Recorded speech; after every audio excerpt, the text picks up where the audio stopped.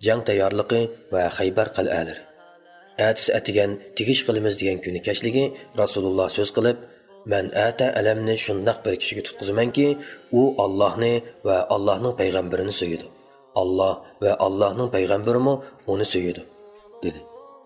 Әтісі таң етіші білен таң, әмі кіші Расулуллахның әтрапыда сөйлеп қылышты. Әмі адам шу кіші болышны арзу қылатты. Ұштым тұт, пайғамбар алейхиссалам Әли ибн Әбу Талib қені деп қалды. Kişiler onun gözü ağırıp kaptı deyişken idi. Peygamber aleyhisselam onu tepip gelinglar dedi. Ali kelibidi. Rasulullah onun gözüge tükürüp koydu ve onun için dua kıldı. Neticede onun gözü selli maza sakıyıp kusursuz bulup gitti. Andın Rasulullah elemni onunğa beribidi. O, ey Rasulullah, ben ular bilen ta ki ular bizdek Müslüman bolgan kadar uruşimen dedi. Peygamber aleyhisselam ondak bolsa sen şu peti berip ularının menziliga tushgin. Ondan ularni islomga da'vat qilgin va ularning zimmasiga vojib bo'lgan Allohning haqlarini uqtirib qo'ygin. Qasam qilamanki, Allohning sen orqali biror odamga hidoyat qilgani sen uchun necha ming qizil tugidan yaxshi, dedi. Xaybar cho'ng jihatdan mundaq ikki bo'lakka bo'lingan bo'lib, bir bo'likida 5 qo'rg'on bor edi. Ular birinchi Naim qo'rg'oni, ikkinchi Sa'ab ibn Muaz qo'rg'oni, uchinchi Zubayr qal'as qo'rg'oni, to'rtinchi Ubay qo'rg'oni, 5-ci Nazar qo'rg'oni. Avvalgi 3 qo'rg'on Xaybarning Natat rayoniga, keyingi 2 qo'rg'on Shiyiq rayoniga joylashgan edi. Ammo ikkinchi bo'ligi Katiba, ya'ni harbiy rayon deb atalgan bo'lib, uningga 3 qo'rg'on joylashgan edi. Birinchi Qamus qo'rg'oni. Bu Bani Nazir qabilasidan bo'lgan Abil Huqayqining qo'rg'oni edi. Ikkinchi Vatih qo'rg'oni. Uchinchi Salalim qo'rg'oni qatorliqlar. Xo'sh, Xaybarda bu 7-8 qo'rg'ondan boshqa cho'ng kichik qal'a va qo'rg'onlar bo'lib, harbiy kuchi va mudofaa istehkomi jihatdan oldingi 8 qo'rg'onga yetmaydi. Shunga urushning eg'ir chaqi qo'rg'onning birinchi bo'ligida ko'proq aylanadi. Ammo ikkinchi bo'ligidagi 3 qo'rg'on harbiy qismlar ko'p va mudofaasi kuchli bo'lsa-mu, qarshilik ko'rsatmayli taslim bo'ldi. Urushning boshlanishi va Naim qo'rg'onining fath qilinishi. Bu qo'rg'onlar ichida musulmonlar tunji tegish qilgan qo'rg'on Naim qo'rg'oni bo'ldi. Mazkur qo'rg'onning harbiy strategik o'rni intayin muhim bo'lg'achqa, Yahudiylar uni jon tikib qo'g'didi. Shundaqla bu qo'rg'on yana Yahudiylarning mingi tetiydigan Batur degan nomi bor milliy qahramoni Marhab polvonning boshqarishidagi qo'rg'on edi. Ali ibn Abu Talib radhiyallohu anhu qo'shinni boshlab bu qo'rg'onni muhosiraga oldi va ularni musulmon bo'lish, ya'ni taslim bo'lishga chaqirdi. Yahudiylar musulmonlarning da'vatini keskin rad qilib, mug'ambarlik bilan maydonga chiqishdi. Ular bilan birga ularning bosh sarkarchisi Marhab polvon bor edi. Marhab jang maydoniga chiqib, yakmoyak elishishni talab qildi. Salima ibn Akva mundaq deydi: "Biz Xaybarga yetib berdik, ularning boshlig'i Marhab qilichini planlatib, maydonga tushib she'r o'qidi. Xaybar aro nomi mashhur Marhab pahlavon. Jangi varman tajribam bor tan kelolmas. Urush o'ti qizig'anda uchqundan yomon, mard bo'lsang cho'sh maydonga elishayli bir maydon." Shuning bilan uningga qarshi tag'am Amir maydonga tushib, tuvandagi she'rni o'qidi. "Bilib qo'yg'in Xaybarlik nomim Amir. Seningdakka tayyorman pahlavon sodir. O'g'il bo'lsang cho'sh maydonga tuzkur kofir, o'ltirarman yo shahidman sharaflik oxir." İkkisi bir ikkidan qilich so'qishtirdi-da, ushtum tut Marhabning qilichi tag'am Amirning qalqiniga tegdi. Amir qalqonga tegidan qilich uztib, Yahudiyning putiga salmoqchi bo'lib edi. Uning qilichi Yahudiyning putiga tegmay, aylanib kelib, o'z putining tizlipiga tegib ketdi. Oxiri shahid bo'ldi. Uning haqida payg'ambar alayhisalom uningga 2 hassa savob beriladi dedi va 2 barmog'ini jamladi. Va yana u haqiqatanmi ismi jismiga loyiq mujohid dedi. Undaq arab yer yuzida oz tepiladi dedi. Oshkorlanishicha, Marhab shuningdan keyin nihoyat ko'ranglab, yana bir qatim muborakga kuch talab qilib, Xaybar aro nomi mashhur Marhab pahlavon degan jang marshini o'qib, maydonga tushib, u yoqdan bu yoqqa mengishga boshladi. Shuning bilan uningga qarshi Ali ibn Abu Talib maydonga tushib, uning xo'rikini jimiqtirib qo'ygan. Salima ibn Akva mundaq deydi: "Shuning bilan Ali, onam meni ataptur nomimni Haydar. Yow men bilan elissa yo'lvas kandar. Zulfiqarda al-qisosini almasam men xar. Ey Xudoning dushmani, Allohu akbar" degan jang marshini o'qigach maydonga tushdi. Va maydonga tushgan peti Marhabning beshiga bir qilich uribla uni jahannamga uzdi. Ondan uning qo'mondonligida Naim qo'rg'ini fath qilindi. Ali radhiyallohu anhu ularning qal'asini muhosiraga elivdi. Bir Yahudi qal'a ustidagi bir qo'qdan beshini chiqarib, "O'zing kim bo'lasan?" deb varqirdi. Ali, "Men Ali ibn Abu Talib" deb javob qaytargan edi. Elqi Yahudi, "Musoga nozil qilingan Tavrat bilan qasamki, ustunlikni egalligidaksizlar" dedi. Ondan Marhabning qarindishi Yasir maydonga chiqib, "Maydonga tushadigan odam bormi? Kim tushidi?" deb to'lidi. Onunğa qarşı biz tarafdan Zubayr ibn Avvam maydonga chiqib edi. Zubayrning onasi, ya'ni Rasulullohning hamma ochisi Safiya, "Ey Rasululloh, u o'g'limni o'ltirib yutarmi qandoq?" dedi. Rasululloh uningga, "Yo'q, balki o'g'lingiz uni cho'qim o'ltirdi" dedi. Rost degandek Zubayr uni osonli bir taraf qilib etdi. Xo'sh, Naim qo'rg'ini atrofida ajoyib dahshatli so'qishlar bo'ldiki, bu yerda Yahudiylarning yuqori darajalik sardor palvonlarining ko'p qismi yo'qotildi. Natijada ularning qarshilik ko'rsatish qizg'inligi yo'qolib, jangovarligi ojizlashib, hatto musulmonlarning hujumini to'sib olishga mador yetmaydigan bo'lib qoldi. Tarixiy materiallardan qaraganda, Naim qo'rg'ini atrofida urush bir qancha kun davomlashgan bo'lib, Yahudiylar qattiq qarshilik ko'rsatgan bo'lsa-mu, lekin ular musulmonlarning shiddatli hujum oldida qarshilik natijasidan umidsizlanib, asta-asta Saib qo'rg'oniga chekingan. Natijada musulmonlar Naim qo'rg'oniga besib kirib, uni egallagan. Saib ibn Maaz qo'rg'onining ishg'ol qilinishi. Saib ibn Maaz qo'rg'oni Naim qo'rg'onidan qolsa, harbiy kuchi va mudofaa istehkomi jihatda muhim o'rinda turadigan strategik qo'rg'on edi. Musulmonlar bu qo'rg'onga Ubab ibn Munzir Ansarining qo'mondonligida hujum qo'zg'adi. Musulmonlar ularni uda 3 kun muhosiraga elib, hech natijaga erisha olmadi. 3-kuni bo'lganda Rasululloh mushu qo'rg'onning fath qilinishi uchun aloyidan duo qildi. Ibn Ishoq mundaq rivoyat qildi. Aslam qabilasining Bani Sahmi aymig'i Rasulullohning oldiga kelib, "Ey Rasululloh, erib charchadik, qo'rsaqlarimiz ochdi, ozuqlarimiz tugidi" degan edi. Rasululloh duoga qo'l ko'tarib, "Ey Alloh, sen bularning ahvolini bilguchisan. Beray desam, menda yo'qligini bilasan. Shunga bularga Yahudi qo'rg'onlari ichidagi boyligi eng mo'l, osh-ozuqlar ko'p bir qo'rg'onni fath qilib bergin" dedi. Rost degandak, atisi atganlik hujumdala Sa'ab qo'rg'oni fath qilindi. Xaybarda Saib qo'rg'onidek osh-ozuqlari mo'l, yog' moylari ko'p qo'rg'on yo'q edi. Payg'ambar alayhissalom duodan keyin musulmonlarni mushu qo'rg'onni ishg'ol qilishga chaqiriq qilgan edi. Bani Aslam xalqi hujum nayzisining uchi bo'lib mangdi. Qo'rg'on oldida yakma-yak elishish va o'ltirilishlar raso qizidi. Oxiri shu kuni kech, kun petishning sal-pal oldidaroq bu qo'rg'on fath qilindi. Musulmonlar bu qo'rg'onda bir qancha dona manchanoq, ya'ni dushman istehkomlariga yiroqdan to'p otadigan qurol va dabboba, shu davrning tanki bronklari qatorliqlarni qo'lga tushirdi. Ibn Ishoqning naql qilgan hadisida tilga ilingan shu ochliq tufayli askarlar orasidagi ayrim kishilar yerlik eshaklarni so'yib qozonga selib o't yoqqan edi. Payg'ambar alayhissalom bundan xabar topgandan keyin e'lonchi chiqarib yerlik eshaklarni yeyishdan to'sdi. Zubayr qal'asining ishg'ol qilinishi.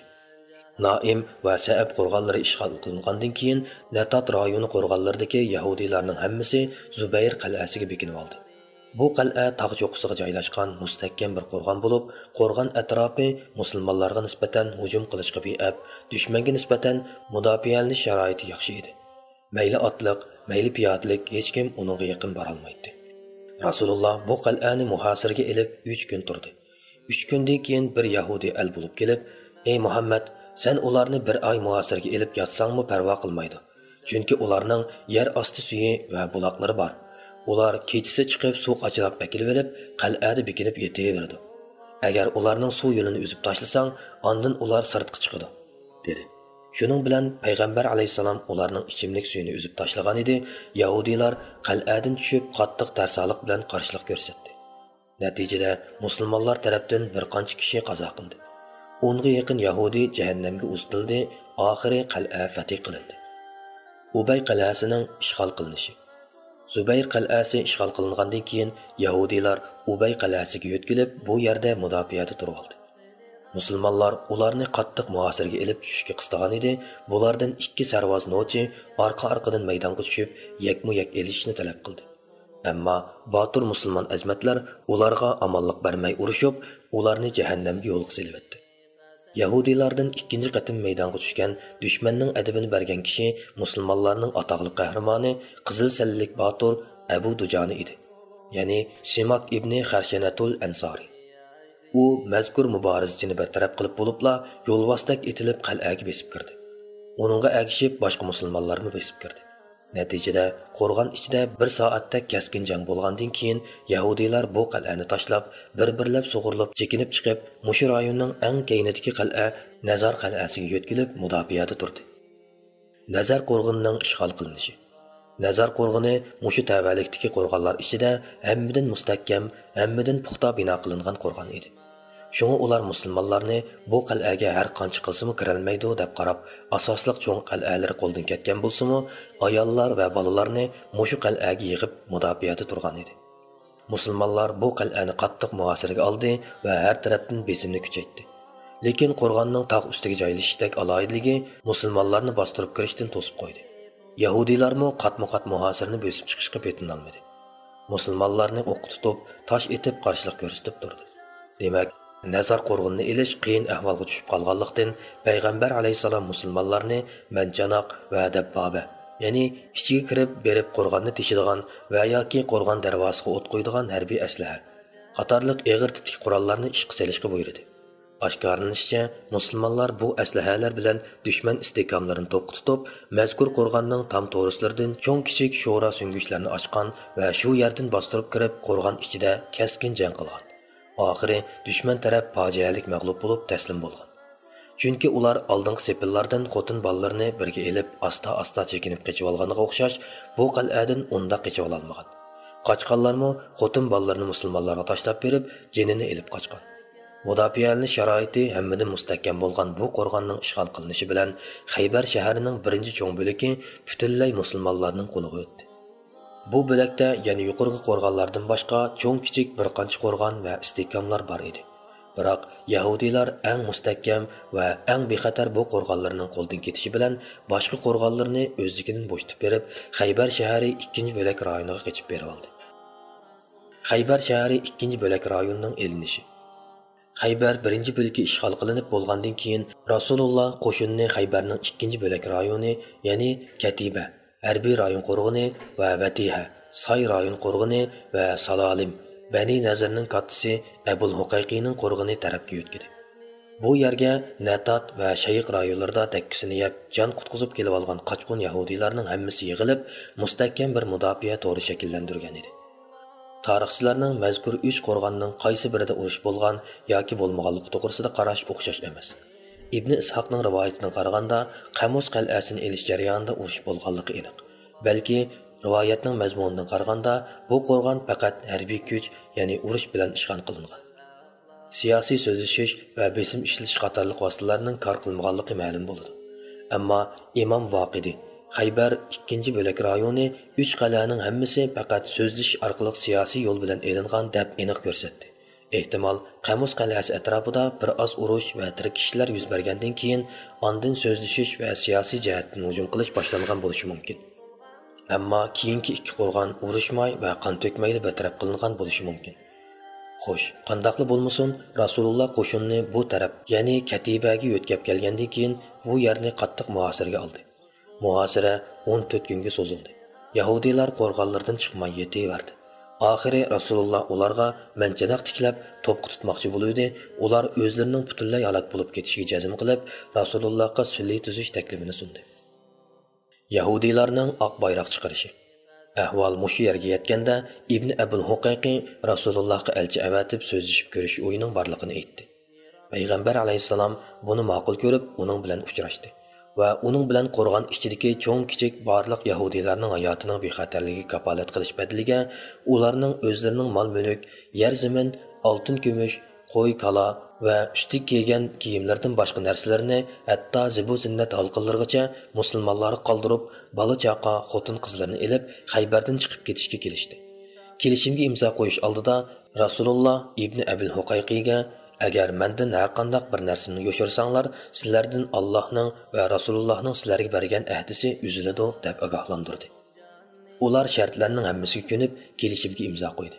Bu kelishimnomaning imzolanishi bilan Xaybar qo'rg'onlarining egilik huquqi musulmonlarning qo'liga o'tdi. Buning bilan Xaybarni ishg'ol qilish g'alabalik tamomlandi. İmam Abu Davudning rivoyatida Rasululloh bu qitimqi kelishimda navoda Yahudiylar Xaybardan chiqib ketmoqchi bo'lsa, tugillari ko'tirgidek narsa kerak ortib chiqib ketsa bo'ladi deb bitishgan. Abil Huqayqining ikki o'g'li kelishimga xiloflik qilganligi uchun o'limga buyurildi. Kelishimnomada yuqorqidek samimiy, sodiq bo'lish qattiq ta'kidlangan bo'lsa-mu, Abil Huqayqining ikki o'g'li nurg'un mol-mulkni yushirib oldi. Uning ichida Huyay ibn Axtabning Bani Nazir Yahudilari Madinadan surgun qilinganda Xaybarga yo'tkab kelgan e'tiborli zibu zinnat oltin kumushlarmi bor edi. Ibn Ishoq mundoq deydi.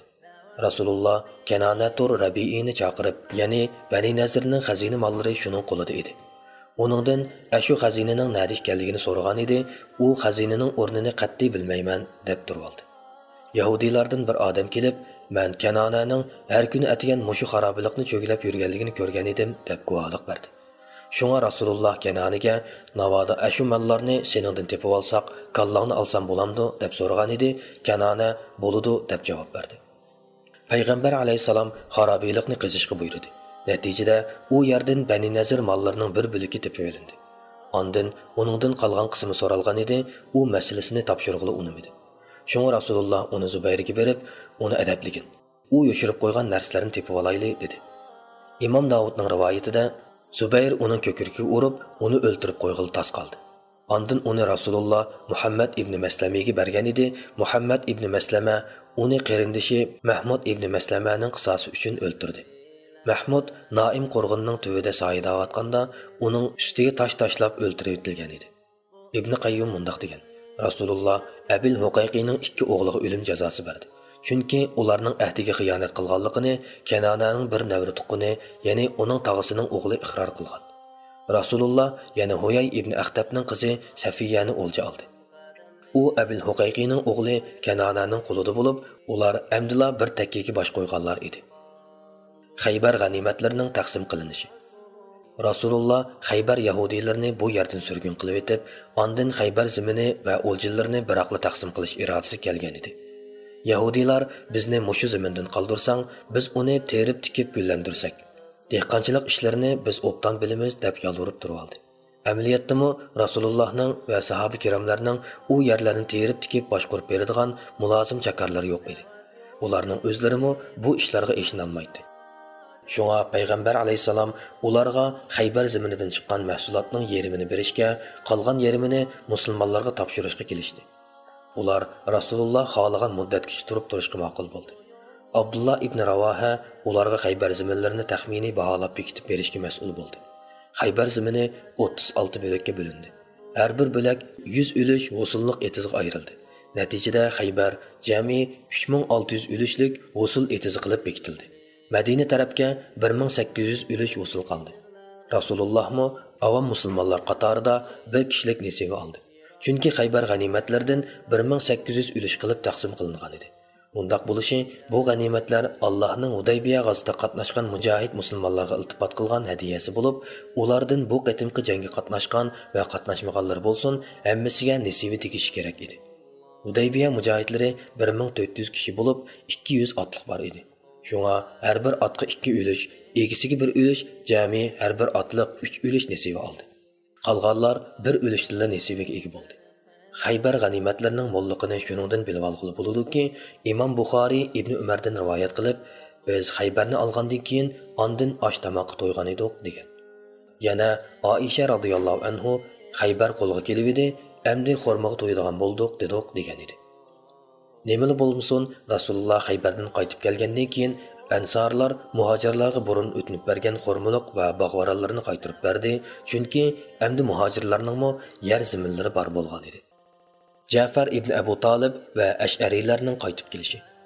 Bu g'azotning g'animatlarini taqsim qilish harpisida Rasulullohning tog'asi Abu Talibning o'g'li Ja'far va uning hamrohlari Habashistondan qaytib keldi. Uning bilan birga Abu Musa va uningdan boshqa Ash'ari hamrohlarimi bor edi. Abu Musa mundoq deydi: Biz Rasulullohning payg'ambari bo'lib chiqqanligini angladik. U chaqda biz Yamanda edik. Shuning bilan biz, men va ikki qarindishim birlikda jamoatimizdan 50 necha kishi bilan bu tarafga hijrat qilib chiqdik. biz bir kemaga o'ltirgan edik. Bu kema bizni Habashiston, ya'ni Najoshining tavalligiga olib qo'ydi. U yerda biz Ja'far va uning hamrohlari bilan uchrashdik. U bizga Rasululloh bizni mushu yerda turishga avatdi. Shunga sizlarmi biz bilan turib turinglar dedi. Shuning bilan biz ashular bilan bir muddat turib qolib, keyin kelgan edik. Biz Rasulullohning dal Xaybarni elishga mangan vaqtiga o'til keldik. Uning keynidan Xaybarga borsak, u Xaybarni elib bo'lgan ekan. U bizga bir o'lish g'animat bo'lib berdi. Ammo bizdan boshqa Xaybar fatisiga qatnashmagan bir odamga bir tiyin bermadi. Shundoq qilib Ja'far va uning hamrohlari yetib keluvdi. Rasululloh uning oldiga yugurib berib, uning bilan quchoqlashib ko'rishdi va uni suyib ketdi. Va mundoq dedi: "Azbiroy Xudo, nimaga xushal bo'lishimni bilolmay qolyapman. Xaybarning elinganigimi yoki Ja'farning sog'-salomat qaytib kelganigimi?" Ular Rasulullohning Amri ibn Umayya Zamari orqali muhojirlarni qaytarib kelish to'g'riliq Najoshiga yo'llagan maktubi yetib borgandan keyin yo'lga chiqqan edi. Najoshi ularni 2 kema bilan yo'lga soldi. U yerdagi muhojirlar jami 16 kishi bo'lib, bola chaqalari birga kelgan edi. Ulardan boshqa muhojirlar xeyli burunla birdan, ikkidan Madinaga qaytib kelib bo'lgan edi. Rasulullohning Safiyaga o'ylanishi. Biz yuqorida Safiyaning eri Kanana kelishimnomiga xiyonat qilganligi uchun o'lim jazosi berilib, Safiyaning asir elinganligini tilga olgan edik. Asirlar bir yerga jamlanib taqsim qilinish oldida turib Dehiya ibn Xulayfatul Kalbi, ya'ni nopozliq bir sahabi kelib, "Ey Rasululloh, menga asirlardan bir cho'ra, ya'ni ayol qul iltifot qilsang" dedi. Payg'ambar alayhisalom uningga "Barg'in, o'zing xalab birini elib ket" degan edi. U beribla Safiyani tanlab elib mangdi. Bu chaqda bir kishi: "Ey Rasululloh, sen Dehiyatul Kalbiga Bani Qurayza va Bani Nazir Yahudiylarining sardori Uyayning qizi eng baland ayolni iltifot qilyapting. U degan sanga loyiq keladi" dedi. Shunga Rasululloh Dihiyani chaqiringlar dedi. Dihiya Safiyani ilib kelibdi. Rasululloh uni ko'rib, "Barg'in, uningdan boshqa birisini tanlag'in" dedi. Rasululloh uni musulmon bo'lishga da'vat qilgan edi. U iymon etib musulmon bo'ldi. Shuning bilan Rasululloh uni ozod qilib etib, uning hurligini uningga to'yliq qilib berib, uni amriga oldi. Qaytishda Saddus Sahba degan yerga kelganda iddati chiqib halol bo'luvdi. Ummu Sulaym uni yasandırib Rasulullohga ketib qo'ydi. Rasululloh shu kechasi Safiya bilan bir takiga bosh qo'ydi. Atisi atigan jamoatchilikka xurmo halvasi qilib to'y ziyofati berdi va yo'l bo'yi 3 kechini Safiya bilan birga o'tkazdi. Rasululloh Safiyaning chiroyida tayoq zarbasidan bo'lgan ko'kni ko'rib, u nima ishiq deb so'ragan edi. Safiya: "Ey Rasululloh, sizlar bizga hujum qilish arpasida bir tush ko'rdim. Tushimda osmondagi oy o'rnidan qo'zg'alib kelib, men bilan bir takiga bosh qo'ygandik. Azbiroy Xudo, men bu tushimning hozirgi sen bilan bo'lib qolishimni hargiz o'ylamagan edim. Men u tushni erim Kananaga aytib berdim. U Madinada bosh ko'targan ashu podshoni orzu qilib, shundoq tush yasadan deb meni urgan" dedi. Zaharlangan qo'yning kashilasi. Rasululloh Xaybarni ishg'ol qilib, harbiy harakatlardan xotirjam bo'lib o'ltirgan kunlarning birida Salom ibn Mushkamning ayoli Zaynab, ya'ni Harisning qizi bir qo'yni zaharlab yo'shirib, hadiya deb ko'tarib keldi. U xotin Rasulullohning qo'y siniga amroq ekanligini so'rab uqib, u yerga zaharni ko'proq selib va boshqa yerlarni zaharlab elib kelgan edi. Qo'y Rasulullohning oldiga qo'yildi. U qo'yning sinini ajratib, eg'iziga bir tishlab selibla ozroq chaynab tukurib tashladi va "Bu ustixon menga o'zining zaharlanganligini xabar qildi" dedi. Ondan uni chaqirtib so'roq qilgan edi. U e'tirof qildi. Rasululloh "Buni nima uchun qilding?" degan edi. U "Agar podsha bo'lsa o'ladi, aram topimiz. Navoda haqiqiy payg'ambar bo'lsa ta'sir qilmaydi, agishimiz" deb qilgan deb turib oldi. Shunga Rasululloh uning gunohidan o'tdi. Rasululloh bilan billa heliqi go'shtni yeganlar ichida Bara ibn Ma'running o'g'li Beshir bor edi. U bir tishlam yutib solganligi uchun o'lib ketdi. Bu xotinga o'lim jazosi berilganligi yoki kechirim qilinganligi haqida rivoyatlar o'xshash emas. Shunga tarixshunoslar Rasululloh avval kechirim qilgan edi, keyin Beshiri o'lib ketgandan keyin qisos uchun u ayolni o'ldirdi degan yerga kelishdi. Xaybar urushida ikki tarafdan chiqim bo'lganlar. Xaybar jang maydonida musulmonlardan shahid bo'lib ketganlarning umumiy soni 16 kishiga yetdi. Qurayshdan 4, Aslam qabilasidan 1 va Xaybarlik 1 qolganlari Ansorlardan edi. Yana bir so'zda musulmonlardan shahid bo'lganlarning umumiy soni 18 deyiladi. Allami Mansur Puri 19 odam deydi. U yana mundoq deydi: man inchikilab tekshirib izlangandan keyin shahid bo'lganlar qatorida 23 kishining ismini topdim. Ularning birini imom Tabariy tilga oldi. Yana birini imom Vaqidi zikr qildi.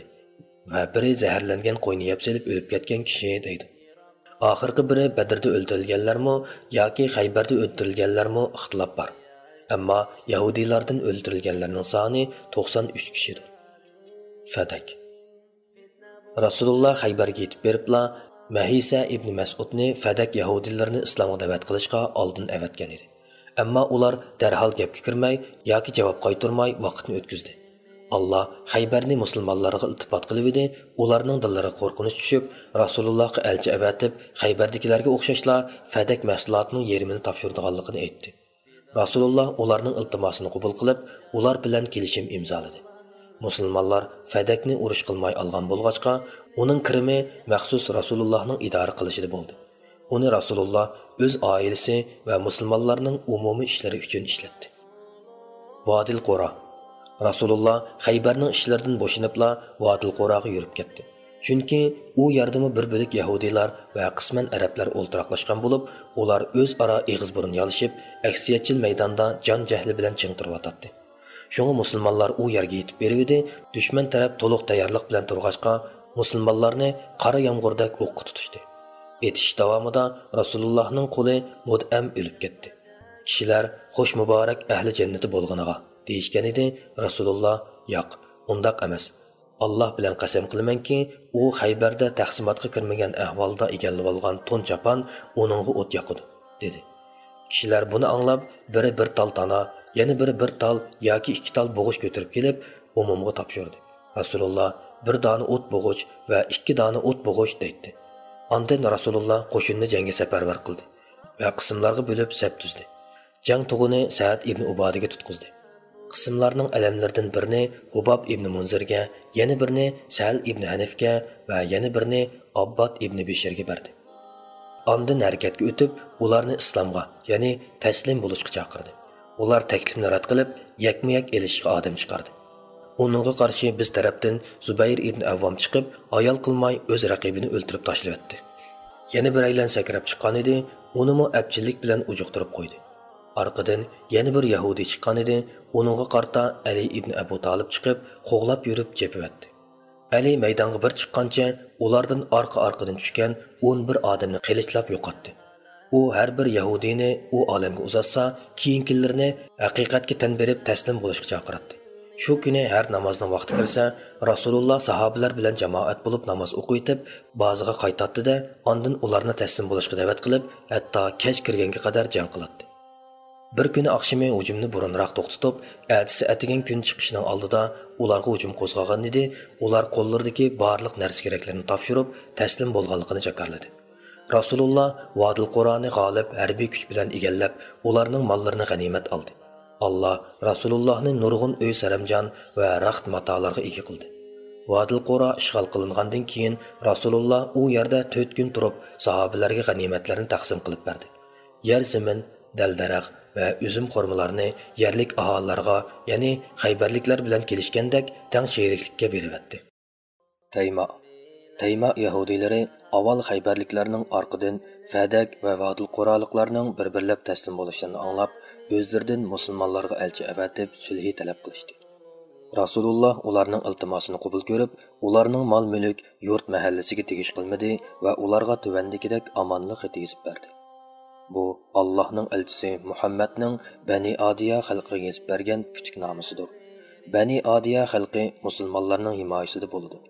Ular musulmonlarga bosh topshiradi, ular ahdiga vafo qilsalar, izzat hurmati daxliga uchirmaydi. Yurt makonlaridan qo'g'lab chiqarilmaydi. Kecha qancha uzun bo'lsa-mu, amon tong yoriydi. Vassalam, dedi. Maktubni Xolid ibn Said yezib berdi. Madinaga qaytish. Sulhdan keyin Rasululloh Madinaga qarab yo'l oldi. Yo'l ustida bir kuni kecha bir vaqtgacha yo'l yurib, hatto oxir kecha bo'lganda ondan uxlash uchun bir qo'nalg'iga kelib tushdi. Va Bilalga "Sen bugun uxlamay bizni bomdodga uyg'otqin" deb topilgan edi. Bilal tugisining to'qimiga yo'linib uxlamay o'ltirgan bo'lsa-mu, oxiri bir chaqda ko'zi ixtiyorsiz uyquga ketib qoldi. Hatto quyosh nuri ularning yuziga tushganga qadar ulardan birmi odam uyg'onmadi. Bu chaqda eng baldır uyg'ongan kishi yanala Rasululloh sallallohu alayhi vasallam bo'ldi. U uyg'onibla bu yerdan qo'zg'alib, boshqa bir vodiga chiqqandan keyin namoz o'qidi. Ba'zi tarixchilar bu voqea boshqa bir safarda yuz bergan deyishadi. Xaybar g'azotning tafsilotiga inchikilab nazar solganimizda, payg'ambar alayhisalom bu g'azotdan Hijriyaning 7-yili safar oyining oxirlari Rabbiyul Avvalning boshlari qaytib kelganligi ma'lum bo'ldi. Abbon ibn Sa'ad qo'shuni Payg'ambar alayhisalom Badaviy arablar o'zlarining bulongchilik va qaroqchilik harakatlari uchun musulmonlarning bexotlashishini kutib, Madina atrofida paypaslab yurayotgan bir paytda haram oylari o'tib ketgandan keyinmi yana beparvarlik qilib, Madinani askariy kuchdan ayirib etish hargiz oqilonalik bo'lmaydiganligini har qanday harbiy mutaxassismi obdarroq biladi. Şuna u Xaybarga yetib borgan hamon Najdi tarafdagi bulongchilik va qaroqchilikqa odatlangan qir arablarga zarba berish uchun Abbod ibn Sa'ad boshchiligida qo'shin avatgan edi. Abbod o'z vazifasini muvaffaqiyatli ado qilib, Udul Xaybarga qaytib, payg'ambar alayhissalom bilan shu yerda uchrashdi. Bu chaqda Xaybar elinib bo'lgan edi. Bu qo'shin shu yili safar oyida avatilgan bo'lishi ehtimolga ko'p yaqin. Bu qo'shin to'g'risida Sahihul Buxoriyda hadislar rivoyat qilingan. To'sulganda kafirlarga qilich bilan urush ochgan Rasululloh ushbu yo'lda qini aqqan tuproqlarga japa chekkan bu din